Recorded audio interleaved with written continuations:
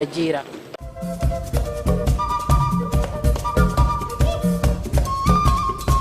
Nukuu ya Rais Mheshimiwa Samia Suluhu Hassan.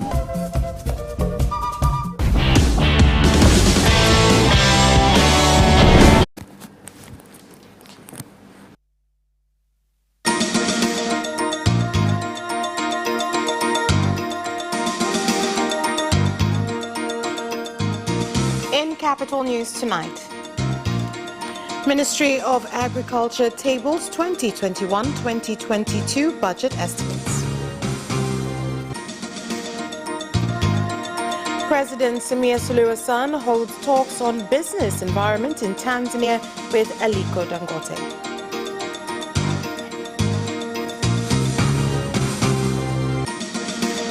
And in sports, Simba SC dominate CAF Champions League Team of the Week.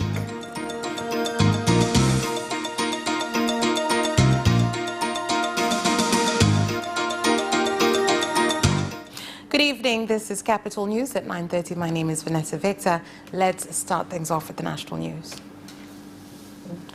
The Ministry of Agriculture has tabled the 2021-2022 budget estimates in Parliament, with members of Parliament critiquing the system currently being used in management of crops, especially cashew nuts, cotton and sunflower.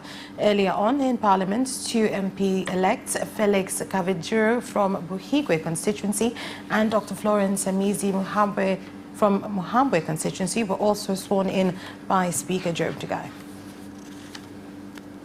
Kwenye takwimu zinazohusu mchango wa sekta ya kilimo katika pato la taifa. Statistics on contribution of agriculture sector in the national revenues, where right now our contribution has reached 26.9% in 2020, while at the same time contributing 55.1% on the speed of creating employment. This means that from 2/3 of our country's labor is contributing only 1/3 of national income. It obviously shows that the sector is still not profitable enough. Mwaka 2018 tulibadilisha sheria hapa ya tasnia ya korosho. In 2018, we changed the Cashew Nut Act. Its impact was dismissal of Cashew Nut Farming Development Fund. That was called Inputs Fund. Honorable Speaker, this is the third season since the amendments were made. Unfortunately, budget set for the crop does not reach farmers. Kipindi kilichopita tulikuwa na ajira za walimu sijui nadhani 1000 ngapi? 8,000, si ndio? Wangapi mnajua wapiga kura wenu wangapi wamepata nafasi? And the President of the United Republic of Tanzania, Samia Suluhu Hassan, has placed emphasis on the need to continue to take various measures to improve the business environment in the country so as to give opportunities for many investors to start and run factories that will provide employment and spur the speed of the growth of the industrial sector. President Hassan said this when she met and held talks with entrepreneur Alhaji Aliko Dangote, who has $770 million invested in cement production company in Mtwara, and this meeting was held at State House in Dar es Salaam. Dangote Industries who have invested about $770 million. But I also congratulate her with these swift changes that she's doing here in Tanzania, and also to reassure her that we will continue to invest in Tanzania to help her create jobs, create wealth and prosperity for the people of Tanzania. I think she needs that support. And we have reassured her that we will continue to invest heavily here in Tanzania to support what she's doing. She can only do policies. It is not the job of government to create jobs. So we will also help her to invest and create jobs here in Tanzania. We are looking at other areas, maybe fertilizer and other investment opportunities here in Tanzania. But you can be rest assured, with the discussion that I have with her, we'll look at other opportunities. Prime Minister Kassim has directed universities in the country to increase their speed in research as well as their creativity, which will match the pace of technological growth that will allow Tanzania to withstand economic changes and growth. Na wasomi wetu kujikita kwenye tafiti mbalimbali. Successful research will enable us to produce products. We must prepare ourselves to deal with various changes in our community, politically, economically, its effects and the impact on the lives of Tanzanians. Therefore, our institutions must focus in these areas. Yani hapa nikitoka tu nampigia simu Igulu kwa sababu kwangu mimi ni fursa. Natamani. This is an opportunity I would like very much for innovators to get funds. Therefore, I'm telling the minister in charge of finance and planning to be prepared, because once the Prime Minister has spoken, then it is an order. Pia mkakati mkubwa ambao sasa hivi tunaufanyia kazi ni kujaribu kuwaunganisha hawa wabunifu. One area we are working on is to connect innovators and industry owners so that we take this innovation to the people. The Ministry of Communication, Science and Technology has asked Tanzanians to be patient as they continue to resolve challenges in mobile data bundle prices. This was expressed in Dar es Salaam by Minister Dr. Faustine Ndugulile, who said that despite few remaining challenges, the government does plan to increase internet use from 43% to 80% so that every Tanzanian can have the opportunity to have access to it. Gharama hizi zetu sisi na tulishatoa hizi taarifa kwa umma. The cost of mobile phone service and the internet continues to decrease compared to the previous 5 years, and this is because the government is investing a lot to ensure communication is accessible across the country, and as the government continues to invest, the cost of communication will continue to go down.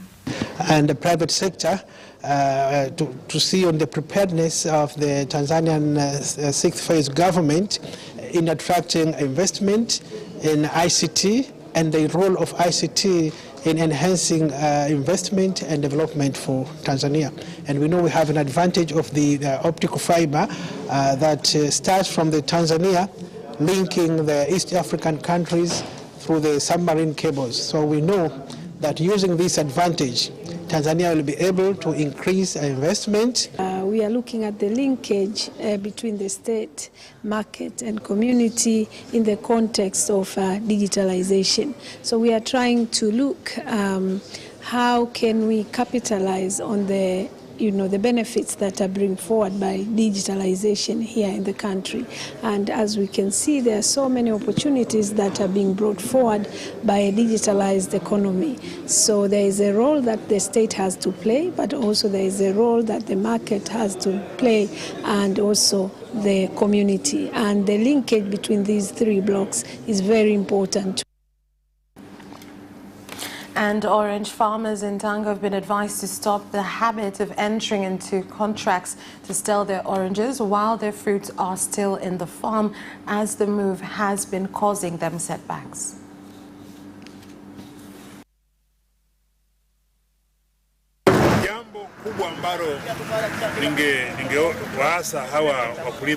What I'd like to tell orange farmers is about them getting into contracts when fruits have not yet been harvested. You put a lot of effort to growing the orange trees before they can produce fruit, and yet you enter into a contract with an investor from Kenya, and he sets the profit margin for you, which oppresses farmers. They have no option but to sell at that price because they need to weed.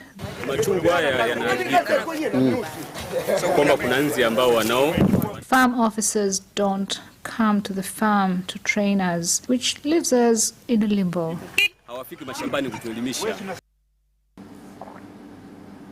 Tanzania has said that it is still a valid member of the African Court on Human and People Rights, and it will continue to work with the court and other good governance and human rights institutions to ensure the rights of each Tanzanians are protected and defended.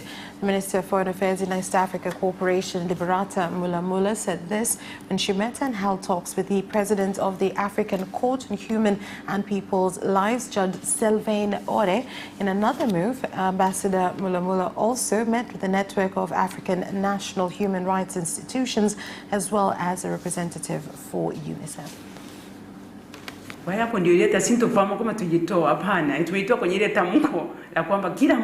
decided to start with our own court, and if it becomes impossible, then we move to the zonal court. So let me clarify this. We've not removed ourselves, and this is why Tanzania is still the headquarters of the court.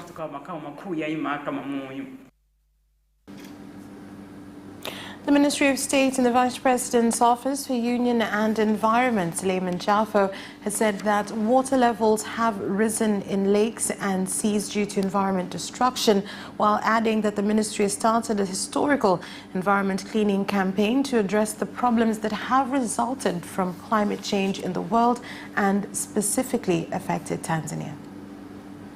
Hili jambo sasa limekuwa dhahiri shahiri. Kwa mfano ukienda kule Kigoma, if you go to Kigoma, some of the hotels along the beach are not open. Valley specialists tell us that the level of water has risen an average of 100 meters. This is also clear in some of the islands, and if you go to Zanzibar, some of the islands are beginning to get covered in water. The level of water continues to increase, but in other areas, the level of destruction is high, cutting down of trees, which causes the effects of climate change to be greater in our country. Kwa sababu sisi ni waandishi wa habari, bila shaka tutatumia uwezo wetu, tutatumia kalamu zetu. Because we are news reporters, without a doubt, we will use our experience to communicate to the general public and sensitize our communities about issues concerning the environment. Uchafuzi wa mazingira, watu ambao tunaelewa ni yule labda unakuta takataka imetupwa sehemu moja au uchafu mwingi unafanya. Environmental pollution also includes improper disposal of rubbish. As the ambassador, I promise to be a good representative. Kwa balozi huu na waahidi kwamba nitakwenda kufanyia kazi vizuri. And the government has said that the effects of elephant invasions being experienced are a result of a cleaning product that is used on livestock that are being entered into reserves illegally. Kwamba miaka 80 mwishoni idadi ya tembo hapa Tanzania ilikuwa ni 134,000. Statistics show that in the late 80s, the number of elephants in Tanzania was 134,000. Now there's only 60,000 elephants. So the number has gone down, but the number of incidences has increased. One of the reasons is the number of people has also increased. Livestock keepers are grazing cattle in our national parks, cattle that have been sprayed with pesticides, which interferes with the environment, causing wild animals to leave that area and move to human settlements. Uliziwa hizi dawa za kuwakinga na magonjwa mbalimbali. And that is the end of national news. International news is next.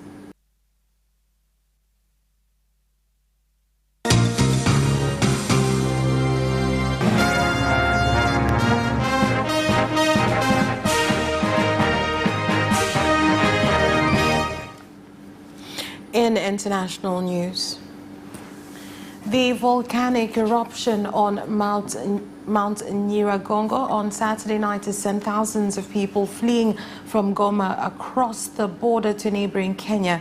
The eruption has caused the death of at least 15 people and destroyed more than 500 homes.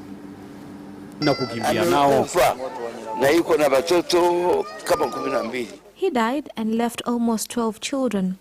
Looking at the debris, how are we going to get his body? Sasa watu wote wanashangaa kuona 10 households have been burned from the lava and covered by debris. Nyumba zao. Donc nyumba inaugua na watu wanalungulia ndani ya nyumba. And police in Israel have announced that they will arrest hundreds of Palestinian citizens in the coming days for their participation in recent sit-ins in support of Palestinians in occupied East Jerusalem and the besieged Gaza Strip. Here's more on the report. The wave mass arrest will take place as part of what police called Operation Law and Order. It is intended to penalize those who have taken part in demonstrations against settler violence, the Israeli forces' crackdown on the Al-Aqsa Mosque compound, and that military's 11-day bombardment campaign of Gaza, which killed 248 people. In a statement, aims to prosecute demonstrators who have, over the past 2 weeks, taken to the streets in towns and cities.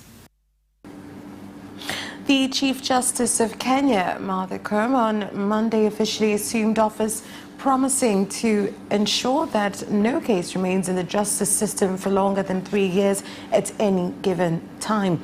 She also pledged to respect and enforce the independence of judges and magistrates, but noted that the judiciary will be accountable in service delivery while working with government and other stakeholders. I'm delighted to be taking over the leadership of the judiciary at a time when the momentum for transformation is on an upward trajectory. Chief Justice Emeritus David Malaga's tenure focused on all courts concluding all cases that were 5 years old and above. We will continue that trajectory and ensure that at any given time, no case should be in the justice system for longer than 3 years. First, there are many corruption cases that are pending in our courts, and this has largely lowered the perception of the judiciary. And in this regard, the judiciary, which happens to be at the end of the chain link of justice, is regarded as the parking lot of corruption cases. That's all for the international news. Business news follows after this. Tune in to Business Edition and meet business leaders and experts who keep you informed on business and economic developments taking place in the country, such as tourism, construction, energy, transport, mining, agriculture, communication, banking, real estate, and more. Business Edition on Friday at 8:15 p.m. only on Capital Television.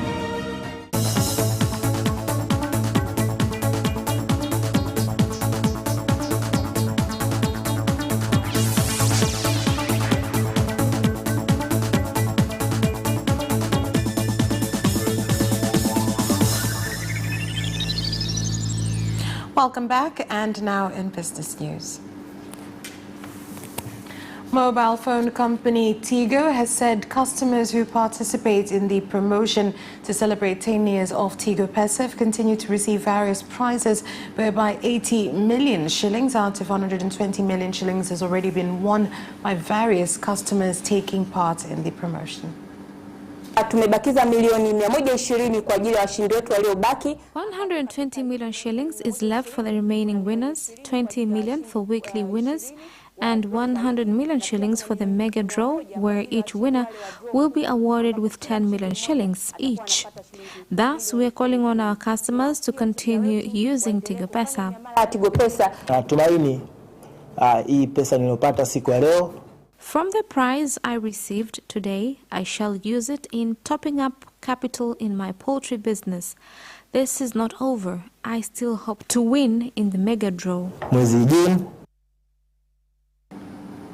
Tanzania Revenue Authority has implemented an inspection operation on electronic fiscal devices and provided taxpayers education to traders at Kariakoo area in Dar es Salaam on the importance of issuing receipts to customers, whereby during the operation it was discovered that many traders do not know how to use the EFT machines.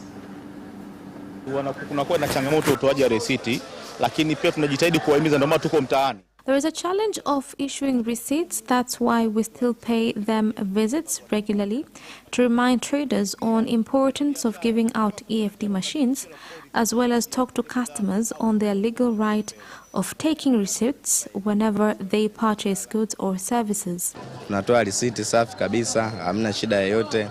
Kama mteja hivi amekuja kununua nguo. We received education from TRA on importance of issuing receipts to our customers. Ever since, the education giving out EFD machine receipts is our priority.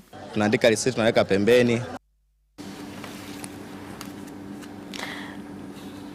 Nachingwea District Council in Lindi region has allocated 1,000 acres of land in 10 villages for sesame production. This comes after sesame worth more than 600 million shillings was collected in last year's buying season. We're expecting to harvest good quality sesame seeds, not less than 10 tons, which will be packed and sold within the district to ensure that residents get the seeds. During the cultivating season, the seeds are sold up to 10 to 15,000 shillings a kilo, or sometimes they become scarce due to high demand. And that is when the unscrupulous traders take advantage of the situation by selling poor quality seeds. These high quality seeds need pesticides in order to grow well. We are calling on the government to bring to us pesticides so that we could get good yields in the end. Again, we suggest that they should reduce prices of pesticides or give us in loans.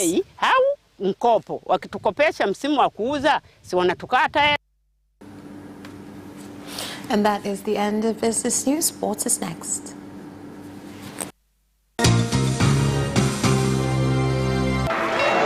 Away first time, good start from Bolt. Bolt leading a moment and going away. Gay trying to go with him, and he's being dragged through to second place, but he's going to win it by 2 meters. Away first time, good start from Bolt. Bolt leading a moment and going away. Gay trying to go with him, and he's being dragged through to second place, but he's going to win it by 2 meters.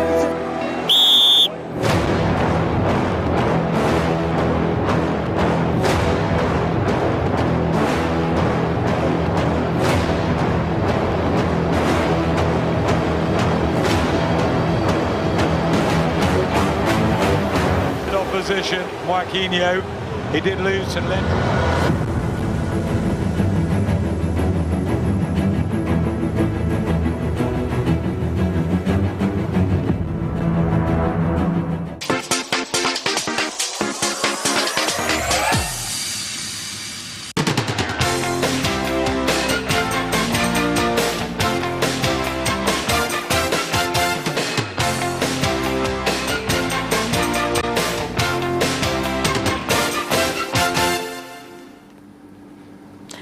In sports news,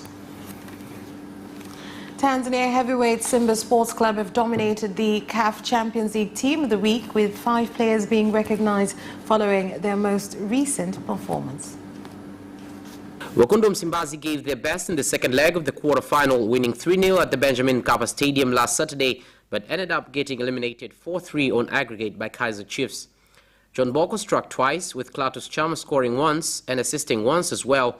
Despite conceding 3 goals, Chiefs custodian Bruce Bavuma has been preferred in goal for this week's selection.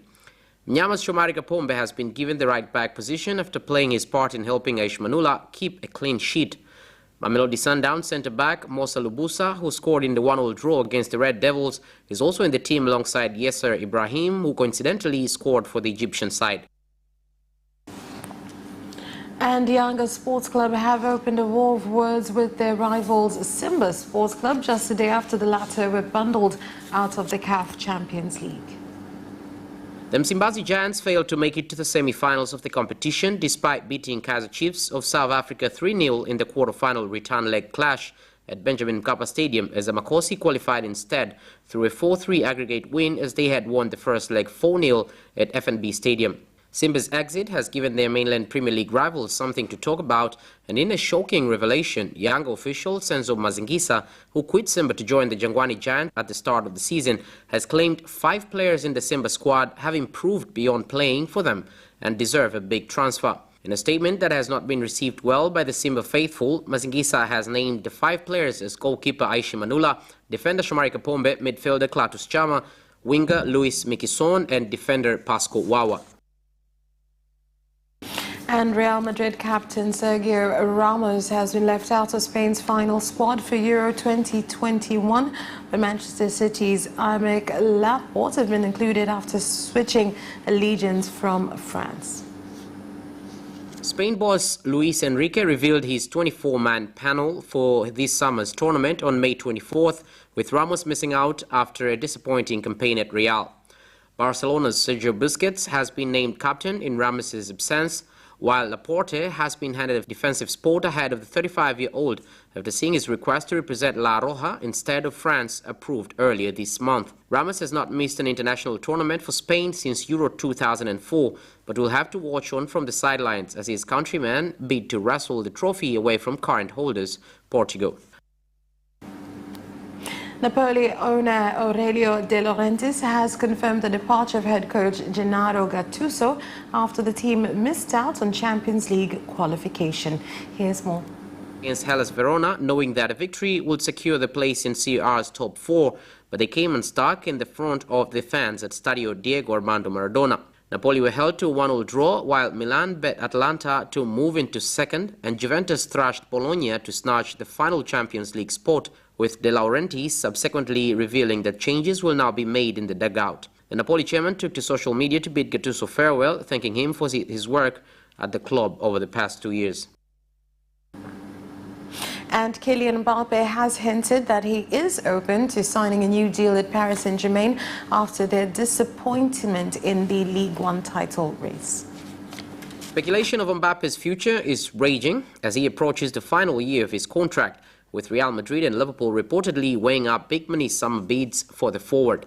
Mbappe delivered an update on his situation following PSG's 2-0 victory at Brest, which ultimately wasn't enough for them to retain the Ligue 1 crown due to Lille's 2-1 win over Angers on the final day. Mbappe, who scored his 42nd goal in all competitions against Brest, told reporters after being named the Ligue 1 Player of the Season for the second time in his career, "Everyone knows I have a deep connection." And that sports item ends our news bulletin. On behalf of everyone who worked to bring you this bulletin, my name is Vanessa Veta. Thank you for watching. Good night.